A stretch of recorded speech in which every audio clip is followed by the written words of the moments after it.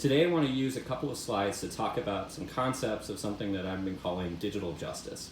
This relates a lot to human subject protections under the third pillar of the Belmont report around justice, and I wanted to just go through how I've been thinking about this and some of the issues and concerns that have come up and where I think we should be paying attention. The first is around the digital catchment. The catchment area is something that we've thought about a lot in healthcare in general when we try to think about how we support populations of people or people that are within the sphere of influence or coverage for a different healthcare system, whether it be an academic medical center, a clinic, you name it. I think we have to think about the digital ecosystem and the digital world, that it also has a catchment.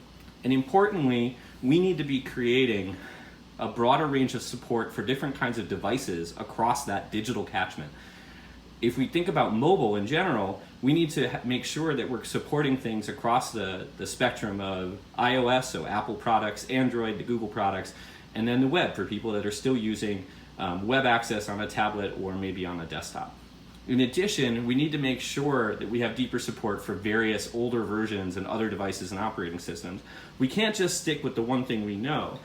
And there's some impact here. Oftentimes you'll hear people push back based on costs or other things, but we need to do this. This is one of those areas where in the past we've had separations along coverage in this area, just in a catchment in a general sense, when you think about not having the right language support for a study or for an institution. That would be the same thing as not having a version, an operating system support. So we need to solve it, and we need to solve it up front, and we need to kind of make it a mandate. So we have to care about it. This is how it manifests itself in the digital world. The other part is what I call digital distributive justice.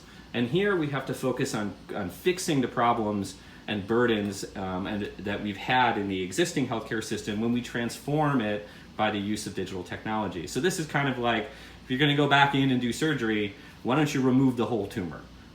So we have to go back and we have to design things in a different way. We have to make sure that we're designing solutions for people who experience the greatest burden, and we have to make sure that we're delivering the kinds of benefits to those people who have different kinds of characteristics, find themselves in different situations, and then using communities and populations and demographics as units of our understanding. So what is this digital catchment? Just to give you a sense of it, on the left you see, by operating systems since mobile devices have started to come on, the different market share. And you'll notice that sort of like huge rise, that's Android. And the one that started out pretty high and then sort of dropped, well, we won't talk about them, they're gone. But you also see where iOS is as well. And iOS is actually a smaller share than Android. And funny enough, those little jaggies that seem to occur and be related to one another, those are related to product releases of when a new device comes out. And so when Apple releases a new device, you see a little dip in Android, and Apple gets a bunch, and then it kind of goes back down, and it kind of does the same thing for Android as well. And I believe the Android one is based on Samsung releases.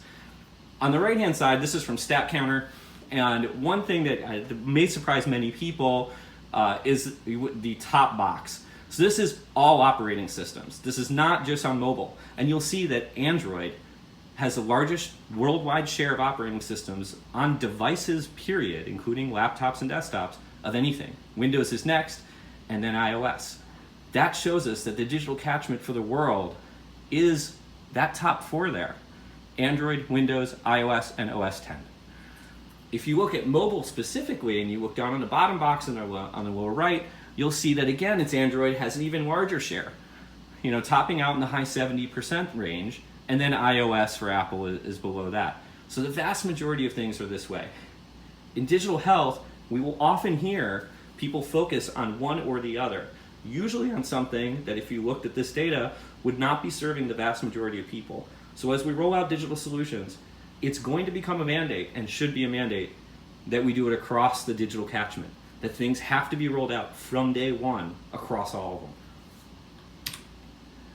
The next part we covered earlier, we just sort of mentioned it, was digital distributive justice. This data comes from Pew Research. They do a wonderful job of putting together data and information about digital and mobile and the internet and usage. And what I'm trying to impress upon you here is that we really have significant problems that haven't been solved yet. Now, it's not digital health's issue to solve these problems, but if you look at on the left, that box shows just how bad it is and how hard it is to provide broadband to people in rural areas. We are not supporting rural communities well yet. It's getting a lot better, and you see those big rises, but we're not there yet. It's still well below what everybody else is. And the data looks as bad or worse for Americans with disabilities. On the right-hand side, you see both the adoption of broadband and the adoption of devices. It's well below others. We also know is that rural America and people with disabilities have a high burden in terms of what they experience in health and high costs. And so if we want to actually do right by them and do right by the people who need the most benefit, we really need to design things that are geared towards them.